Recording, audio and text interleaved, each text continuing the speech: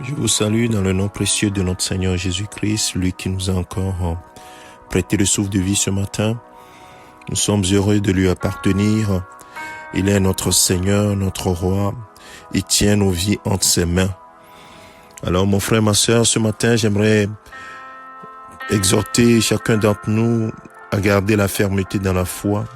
Dans ce monde trouble dans lequel nous sommes, nous savons que l'ennemi, notre ennemi de toujours, le diable, cherchera par tous les moyens à affaiblir ta foi. Il va chercher par tous les moyens à te décourager. Mais tu dois garder en tête que ta fermeté à la parole de Dieu, aux promesses de Dieu, de ta fermeté émanera la victoire, cette victoire que tu as déjà obtenue par Jésus-Christ. Et c'est dans la foi que nous devons marcher.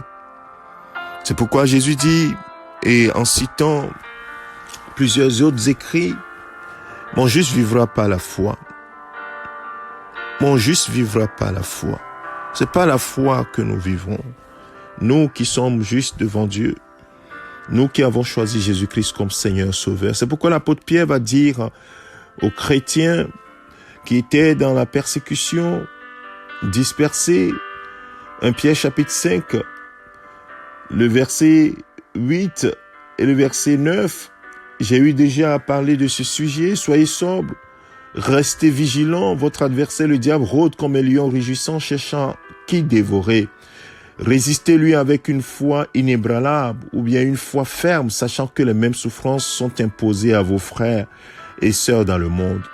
Et ce matin, j'aimerais insister sur résistez-lui avec une foi ferme, résistez-lui avec une foi inébranlable. Bien-aimé de Dieu, c'est là où réside notre force. Lui résister avec une foi inébranlable, une foi ferme. Et je vais vous donner une illustration de ce que cela veut dire par l'histoire d'un certain Jairus dans la parole de Dieu dans Luc chapitre 8.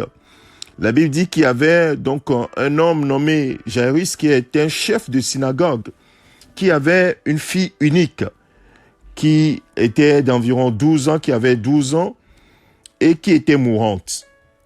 Et la Bible dit qu'il a sollicité Jésus pour que Jésus vienne guérir sa fille. Mais qu'est-ce qui se passe?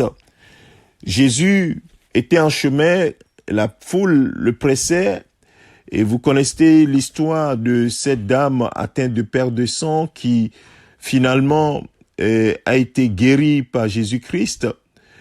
Et cette dame, toujours sur le chemin, Jairus, impatient, se dit, mais est-ce que quelque chose veut empêcher que Jésus arrive jusque chez moi pour guérir cet enfant qui est souffrant? Mais c'était pas encore fini. La Bible dit dans le verset 49 de Luc chapitre 8 que Jésus parlait encore quand quelqu'un arriva de chez le chef de la synagogue et lui dit, ta fille est morte, ne dérange plus le maître.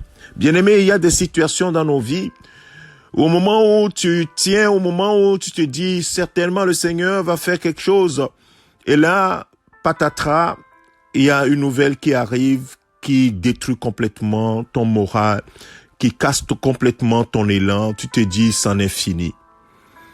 Alors ce matin, j'aimerais te dire cette même parole que Jésus-Christ a dit à Jairus dans le verset 50. Jésus qui avait entendu donc la parole, cette annonce. Et toutes les annonces qu'on nous fait, toutes les situations qui nous concernent, Jésus est au courant. Et il dit au chef de la synagogue, n'aie pas peur, crois seulement et elle sera sauvée. Bien-aimé, ce matin, la parole de Dieu pour toi, c'est crois seulement et tu sortiras de cette situation. Crois seulement, n'aie pas peur. N'aie pas peur. Est-ce que quelqu'un reçoit cette parole ce matin? N'aie pas peur. Crois seulement. Crois en la promesse du Seigneur. Crois au Seigneur en qui tu as mis ta confiance. Que ta foi soit inébranlable. Que ta foi soit ferme. Ce que Dieu dit, il le fait. Ce qu'il annonce, il exécute. Rien ne peut s'opposer à son plan. Et même si l'ennemi cherche à s'opposer, oh, la victoire revient toujours à notre Seigneur. Ce matin, que quelqu'un reçoive cette parole pour elle-même, que pour lui-même, et que cette personne se relève et se dise, oui, il y a des situations qui sont en train de me démoraliser, mais je vais garder mes yeux sur le Seigneur. Je vais garder ma foi ferme. Je vais garder mon assurance dans le Seigneur. Mon frère, ma sœur, que le Seigneur te fortifie, te soutienne et qu'il te tienne ferme dans la foi. Que le Seigneur te bénisse, que sa grâce soit sur toi. Père, merci à toi pour cette semaine. Merci pour la foi que tu renouvelles à quelqu'un. Cette foi ferme que tu veux que nous ayons. Crois seulement, n'aie pas peur, crois seulement. Que cette parole résonne durant toute la journée dans nos cœurs. De croire seulement et de ne pas succomber aux attaques de l'ennemi, mais de ne pas avoir peur et de croire seulement à ta promesse. Merci Seigneur de ce que tu es fidèle. Béni sois-tu notre Père, notre Dieu, au nom de Jésus-Christ, ton Fils bien-aimé.